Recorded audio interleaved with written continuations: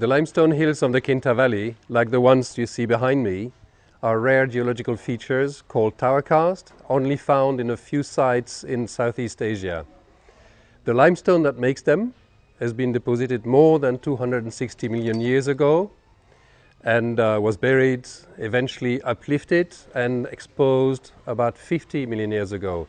Those hills are now what's left of a very thick limestone bed that has been dissolved over those 50 million years. Now, if left alone, those hills will continue to dissolve, but they will still be there for millions of years.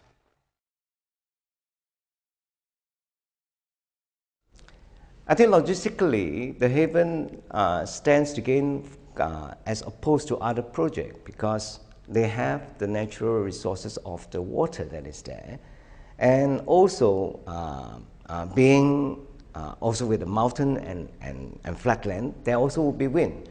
So in that sense, we know from there we can capture the wind, the solar, the hydro, but they are also exploring whether the possibility of geothermal, because next to the Haven, which also is a famous hot spring area, so possibly, God willing, there may be an area where the hot spring is available. Then it will make things a more complete, a total solution, if you like.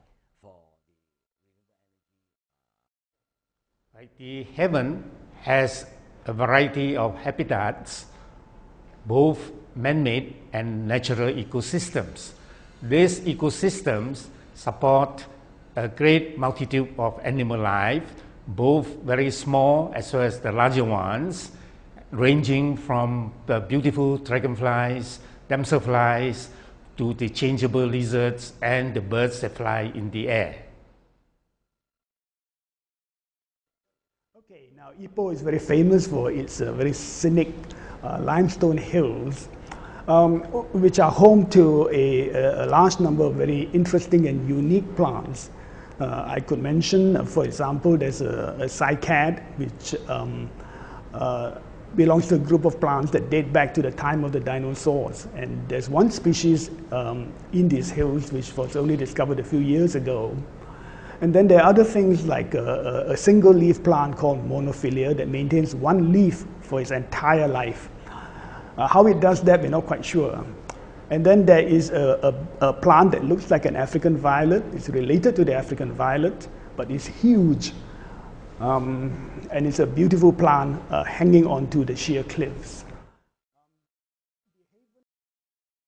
To be given this opportunity to really explore this initiative and really take it.